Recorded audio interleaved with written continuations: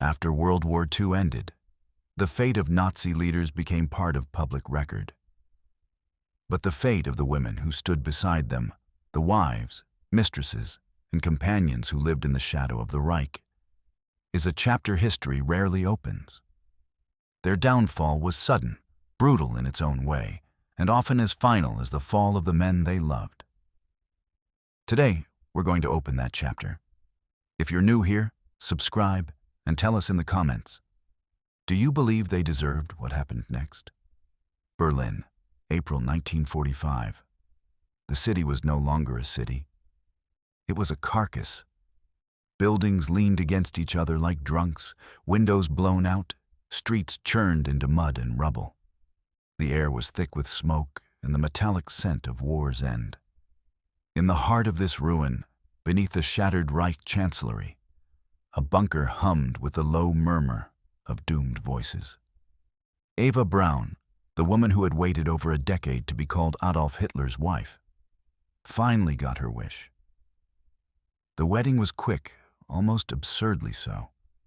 A brief ceremony in the early hours of April 29th, under the flicker of dying light bulbs, with Soviet artillery thumping in the distance. There was champagne, warm, and a cake, hastily cut. Outside, the city burned. Inside, Eva smiled. It was the smile of someone who had stepped fully into a dream, even as the ground gave way beneath her feet. The next day, Hitler dictated his last will and political testament. He spoke of betrayal, of enemies at the gate, of loyalty. But behind the speeches, reality pressed in. In the streets above, Red Army soldiers were closing in. In the corridors of the bunker, officers whispered of escape routes that no longer existed. For Eva, there would be no escape. She had chosen her end. On April 30th, she and Hitler retreated to his private quarters. Outside the heavy steel doors, aides and guards stood silently, the rumble of artillery rolling like distant thunder. Moments later, the smell of bitter almonds seeped into the hallway. News spread quickly through the bunker. Joseph Goebbels and his wife Magda, now the highest-ranking Nazi couple alive, understood what came next. Magda had long tied her life, and her children's lives, to Hitler's vision. Without him, she saw no point in continuing. She summoned her 6 children, dressed them in their best clothes, and led them into a room lit only by the dim glow of a table lamp. Above ground, the Soviets pushed through the Tiergarten. Below, in the stale air, a decision was made that even hardened officers could not watch without looking away. By nightfall, the Goebbels family was gone. The bunker emptied quickly after that. Some fled into the ruins, hoping to reach Allied lines. Most didn't make it. Soviet soldiers had been told what these people had done, and they carried that knowledge like a weapon. Captured officers were hauled into trucks. Women, especially those known to be close to high-ranking Nazis, drew a different kind of attention. Some were beaten in the streets, others dragged away. Their identities shouted like accusations. In the days that followed, the war's victors hunted the last remnants of the Reich. Not just the men in uniform, but the women who had lived in their shadow. Some had been active supporters, others silent companions. But to a world emerging from the war's horror, they were all part of the same machine. For the wives and mistresses of the Nazi elite, the fall of Berlin was only the beginning. The world they had inhabited, of silk gowns, champagne receptions, and the protection of power, was gone. In its place came interrogations, prison cells, and in some cases, the cold finality of a self-chosen end. What happened to them next would shock even those who thought they had seen the worst of the war. When the Third Reich collapsed, its fall was not clean. It didn't end with a neat line in the history books, but with chaos spilling across Germany and occupied Europe. For the women tied to the Nazi elite, the collapse came like a wave, swift, unstoppable, and often fatal. In the first days of May 1945, reports poured in of sudden, desperate deaths. Across Germany, officers' wives and mistresses, many still in their 30s, chose poison over capture. Some swallowed cyanide capsules their husbands had left behind. Others used sleeping pills, vodka, or anything that promised a quick escape. To them, the war was not over. It had simply turned inward, with no path forward except to end the story themselves. One of the first names to surface was Lena Heydrich, widow of Reinhard Heydrich, the architect of the final solution. Lena had been devoted to her husband's image even after his assassination in Prague in 1942. When the war ended, she was living on Fehmarn Island in northern Germany. Soviet forces were far away, but British investigators soon arrived. Lena didn't take poison. She chose a different survival tactic. She denied everything. She called herself a loyal German wife and claimed ignorance of her husband's crimes. Whether from lack of evidence or deliberate choice, the Allies never prosecuted her. She lived quietly, raising her children, her past like a shadow that never left. Others were not as fortunate or as determined to survive. The wife of Admiral Hans-Georg von Friedeburg, knowing her husband had taken his own life after signing the surrender to the British, followed his path. In her note, she wrote only that she could not live in a world where his honor was gone. In the south, in Bavaria and Austria, mistresses of SS officers tried to disappear into the countryside. They dyed their hair, borrowed clothes from farm women, and carried forged papers. But they were recognizable. Too many had been seen at rallies, in photographs beside powerful men. In small villages, their presence was like a spark in dry grass. Locals, starving and exhausted, sometimes turned them into occupying troops. Other times, they simply pushed them out into the road and told them to keep walking. Some made it across borders. One woman, known in the Gestapo files as Ingrid M., escaped into Switzerland disguised as a nurse. She had been the mistress of a high-ranking Gestapo officer in Munich. She carried only a small suitcase and a forged Red Cross pass. In interviews years later, she admitted she had expected to be caught and had prepared a cyanide capsule in case the disguise failed. The suicides did not stop with the war's end. In the weeks following Germany's surrender, small-town newspapers carried quiet, almost hidden notices. Mrs. H., widow of an officer, died suddenly at her home. The details were left out, but the pattern was unmistakable. For some, death was seen as a final act of loyalty. For others, it was fear. Fear of trials, of prisons, of facing the survivors who would see them not as women, but as symbols of the regime's cruelty. But not every woman chose death. A few, sensing that history was turning against them, began crafting new identities before the first Allied boots crossed their towns. They burned letters, buried photographs, and destroyed any trace that might link them to the Reich. For these women, the goal was not to escape justice. It was to escape recognition. As Allied forces pushed deeper into Germany, the line between guilty and merely associated blurred. Soldiers, often unfamiliar with who was who in the Nazi hierarchy, sometimes arrested wives and mistresses alongside political leaders. A woman's fate could depend entirely on who recognized her, or who chose to look the other way.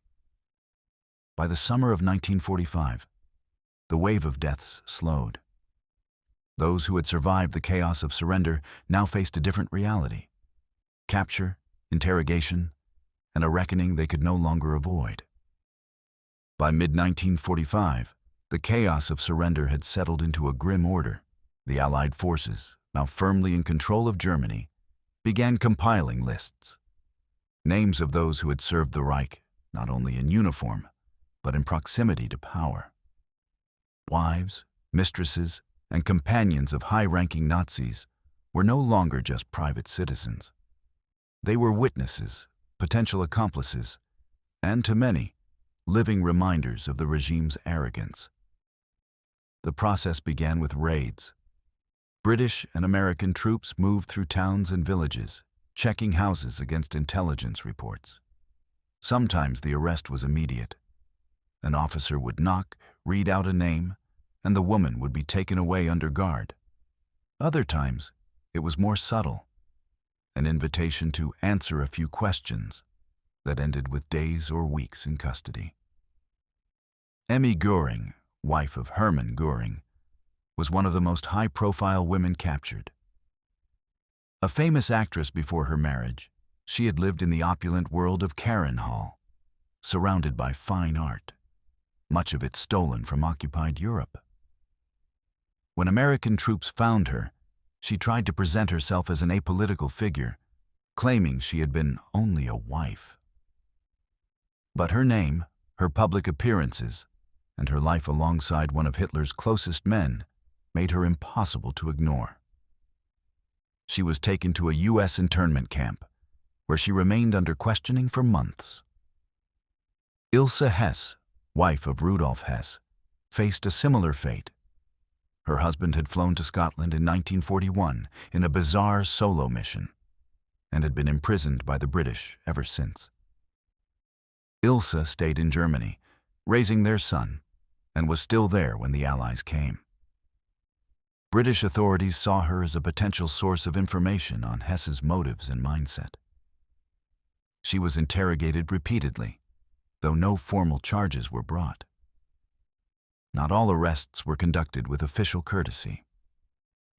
In parts of Eastern Germany, Soviet troops handled the process with an entirely different tone. Women known to be connected to Nazi officials were often removed from their homes in the middle of the night, given little explanation, and transported to makeshift holding facilities. For some, the journey ended in labor camps deep inside the USSR. Elsa von Greifenberg, a socialite and known companion of multiple SS officers, was captured in Vienna by Soviet forces. Witnesses recalled her being taken away, wearing an evening gown, still from a gathering the night before. She was seen months later in a detention camp, her health visibly deteriorated. After that, her name disappeared from the records. In the Allied-run camps, conditions varied. Some women were housed in former military barracks, fed and clothed, but under constant guard. Others were placed in civilian prisons, sharing cells with common criminals.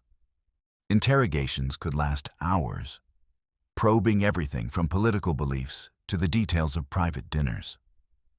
For many of these women, the humiliation was as sharp as the fear.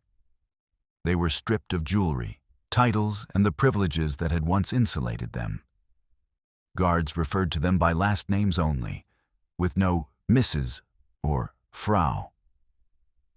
Reporters, when allowed near, took photographs, images that would later be printed in newspapers as proof that even the most glamorous faces of the Reich were now powerless.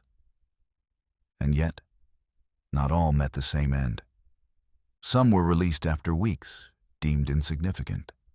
Others were held for years, only to emerge into a Germany where no one wanted to remember them. The difference often came down to who they knew, what they knew, and how convincingly they could rewrite their own story. By 1946, the Allied mission had shifted. The Nuremberg trials were underway, and focus turned to the men in the dock. But away from the headlines, the slow, methodical questioning of the Reich's women continued. An investigation not just into crimes committed, but into the invisible support network that had allowed those crimes to flourish. For the survivors of the camps and the soldiers who had fought to bring the Reich down, there was little sympathy. These women had lived at the center of power, enjoying its luxuries. Now they were learning what it meant to be powerless. For those who survived the wave of suicides, the manhunts, and the interrogations, the years after the war brought a quieter kind of punishment. one that lasted far longer than prison terms or trials. The women who had once lived at the heart of the Reich found themselves exiled, not to distant lands, but to the margins of their own society. In post-war Germany, their names were currency of a kind. Whispered in markets, printed in cautious newspaper columns, sometimes spat in the streets. The connection to a Nazi leader, whether as wife, mistress, or confidant, marked them in a way no legal pardon could erase.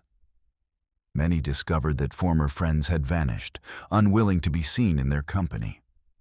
Some attempted to rebuild.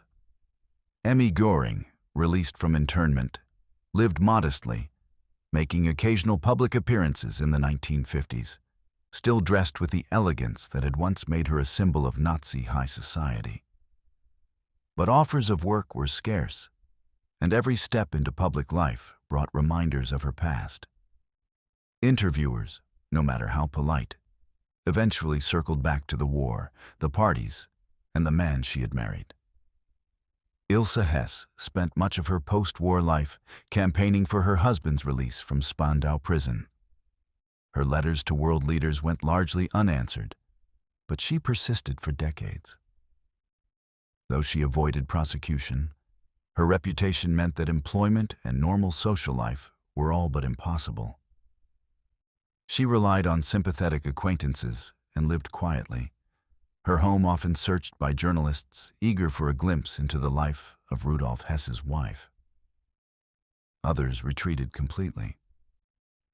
In small towns across West Germany and Austria, former companions of SS and Gestapo officers lived under assumed names. They took work as shop clerks, seamstresses, or farmhands. To neighbors who didn't ask questions, they were war widows or displaced persons. To those who knew the truth, they were reminders that history had not finished its work. The stigma extended to the next generation. Children of high-ranking Nazis often faced bullying in school, whispers in the street, and questions they couldn't answer. Some changed their surnames to avoid the weight of their fathers' reputations. Others left Germany entirely, building new lives abroad.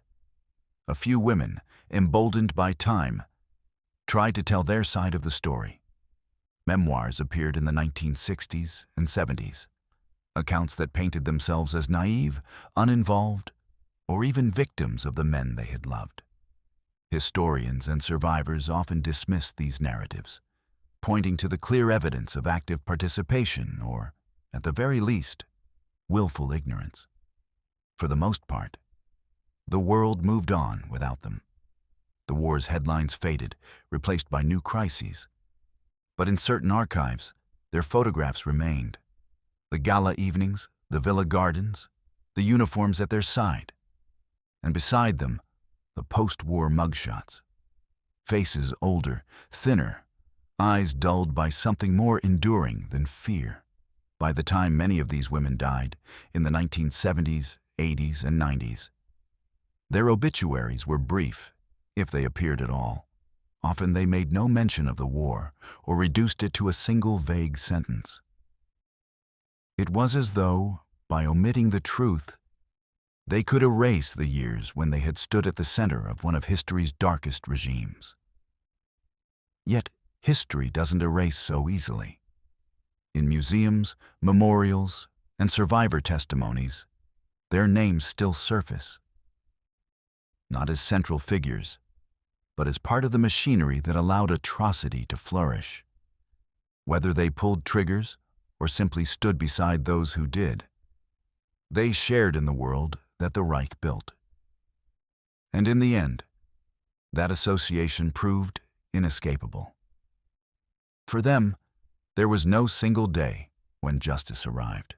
It came slowly, over years, through isolation, public scorn, and the quiet knowledge that the life they had once lived would never return. In that way, their punishment was both less visible and more enduring than any trial or sentence.